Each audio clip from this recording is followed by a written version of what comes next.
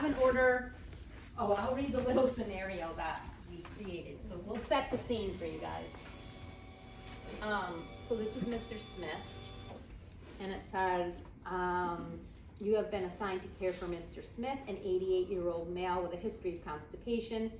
He has not had a bowel movement in 5 days.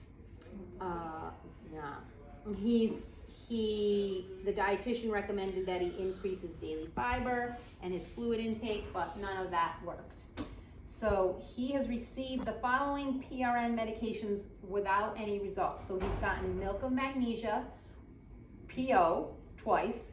He's gotten a suppository once, and he's gotten a Fleet's enema with no results. And his orders say, if no results after the Fleet's enema, to give him 1 tap water enema. So as far as when you come into the room, you're going to explain the procedure. Like I said, you're going to make a plan with your patient about going to the bathroom after you administer the enema. This is a medication like any other medication, so you're going to scan it. You're going to do name, date of birth, your 3 med checks, all that stuff. What assessment do you want to focus on if I have to give this patient an enema because they're constipated? Abdominal assessment. So in a testing situation, you can verbalize to us. We would do our abdominal assessment, so our look, listen, and feel. You've done that. You know, they might be a little tender, they might be a little bloated. You should hear bowel sounds. You've done your abdominal assessment. You're ready to give the enema. Like I said, I just pre-filled this. How much is this in here? I'm just curious. This is 1,000. So I pre-filled this with some warm tap water. I tested it on my wrist. When you are filling this, make sure you run some of the water through the tubing into the sink, because you don't want to have air in the tubing, because we don't want to, Mr. Smith already has enough problems. I don't want to introduce all this air into his rectum. So make sure you let some of it go through the tubing into the sink. I'm only putting this on the IV pole for demonstration. I do not leave it on an IV pole. It's so hard. First of all, I think it's higher than 18 inches no matter what you do. Second of all, if I want to lower it, I don't want to keep taking it on and off from the IV pole. So I'm not going to, when I administer it, I'm not going to have it on the IV pole. So I did all my checks. You know, I made a plan with Mr. Smith that we're going to use the bedpan. You're going to pad the bed really well, right? So what side am I going to lay the patient on? Their left side. So I'm going to do the system. Sure. Probably Mr. Smith will stay. So I'm going to, if he can, like bend that upper knee. I got to see what I'm doing. I'm going to put lots of pads, you guys. Bedpan. Right here.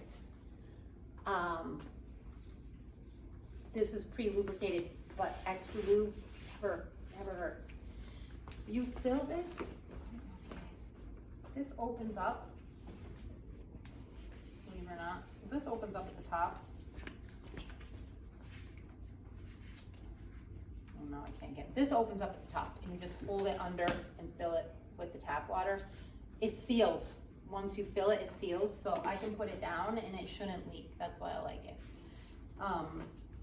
And you don't need to put it, this clamp, I want it closer. I like it close to the end.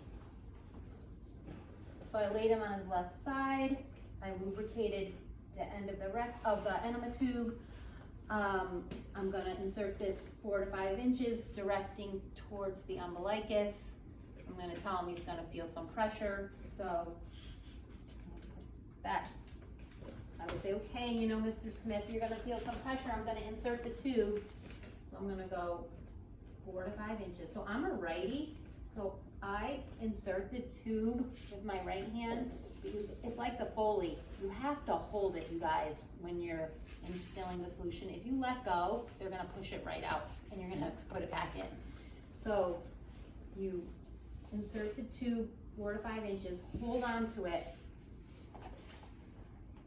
I would undo the clamp. I don't wanna really undo it. I'll do it in the bedpan.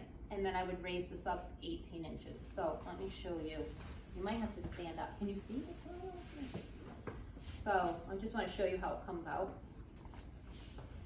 You ready? So it's on the bed now, the bag, right? I'm gonna do nothing's gonna come out because it's all gravity. So I undid the clamp, and then can you see if you hold it, it comes out 2 different spots. Do you see it's coming out the end and then the side? And then if he says, oh, Mary, I feel a little crampy, then I can just lower it, leave the tube in. I can just lower it and stop the flow of the solution, wait for the cramping to subside, and then raise it back up again. I'm gonna instill as much as the patient can take. If they're telling you, that's it, I can't take anymore, then you may as well just stop. And then, like I said, the goal is to get them to hold the solution as long as they can, and then hopefully have a bowel movement. If they can take it all, that's great, but no one, I feel like no one ever can.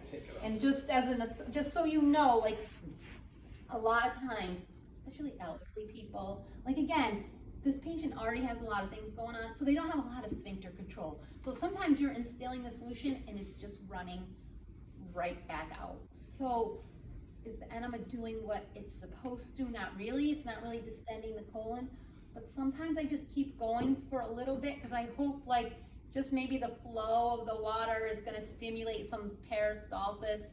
Would I give them a whole 500 to 1,000 mLs? Probably not, but I would give them some just to see if I can stimulate anything for them to have a BM.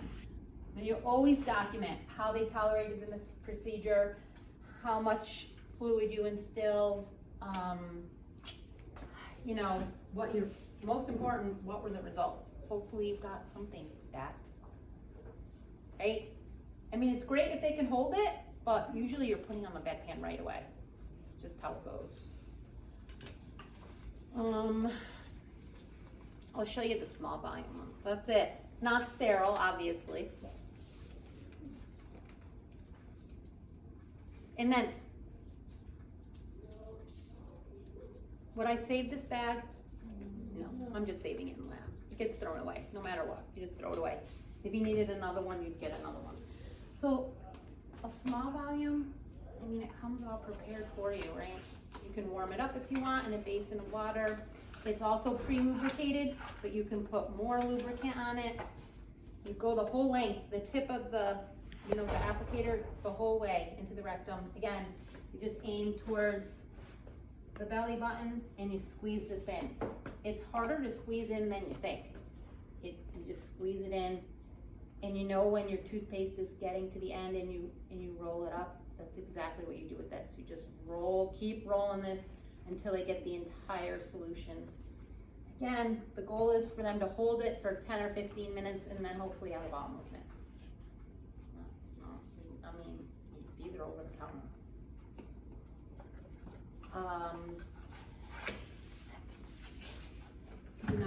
Suppository, same idea, really. If you have to give someone a suppository, they're usually individually wrapped. Like again, you have to scan everything, just like any med, you would scan it, do your checks. Make sure you use lubricant and you just insert it, with your finger. If you think about it, I just think about the whole length of your finger. Yeah. Is about the right. About the right amount. Length. And really, once it passes the sphincter, it kind of disappears, like it kind of floats away, which it's supposed to do. It's supposed to float away. You still want them on their left side. I try to get patients to stay on their left side for a little while, because sometimes if you turn them on their back, they push it right out. You want to give this maybe, it melts pretty quickly. It's got to melt so that it can work. Don't like put one in your pocket because they will melt. Again, this is going to take longer to work. Enema usually works right away. This might take a day. Who knows? But Level Up that's it. RN video for that. She talked about taking DMT and according to scene and the patient complained of rectal bleeding. She found there was a tremendous amount of bleeding. She realized that patient didn't know that open the foil Put the whole. Oh my God, see what, it's like the patient that peed in the top of the cup. I mean, if you don't really explain, they just don't know. How, Yeah. I could see that if they didn't really understand. The other thing is like, we typically don't do, like anyone that's a bleeding risk, we don't do enemas or suppositories, cause it's, that dramatic. mucosa is not, you know, it's not tough, it's very delicate, and we don't wanna do any damage. Questions? I mean, like, this is my least favorite skill for students to pick. I mean, it goes quick, but it's like, oh, enema, like, In nothing. clinical, there might be a patient who needs to be what we call disimpacted. So if a patient has a lot of hard stool stuck kind of right there around the sphincter, none of this stuff is gonna work. Nope. Because you're not gonna get past that stool. So there is times that you actually have to, with a gloved finger and a lot of lube, just kind of disimpact and get rid of some of that hard stool that's right there, at the anus before any of this stuff is coming. It's like you can see it, you know, and And the feel anus it. is dilated and it's that hard stool right there. And you're not gonna get anything past there, so. Make sure your facility allows you to To do disimpact. digital disimpaction, because Not everyone I used to does. work somewhere where, nurses could not do it because if you stimulated the vagus Vagus. nerve, and so Particularly like a providers cardiac had to do patient it. Or something, yeah.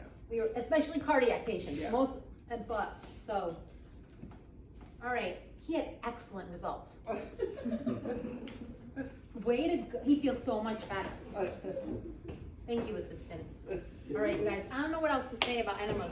Let's like talk about enemas for 40 minutes. I don't know how I do it. So you can practice anything you want. NG tube meds,